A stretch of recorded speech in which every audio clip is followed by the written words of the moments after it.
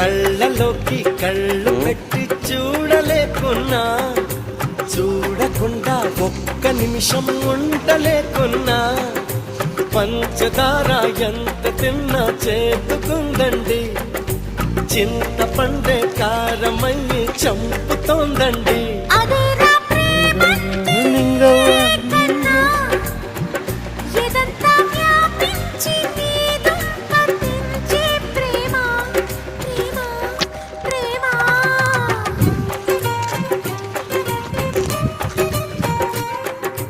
కళ్ళలోకి కళ్ళు పెట్టి చూడలేకున్నా, చూడకుండా ఒక్క నిమిషం ఉండలేకున్నా.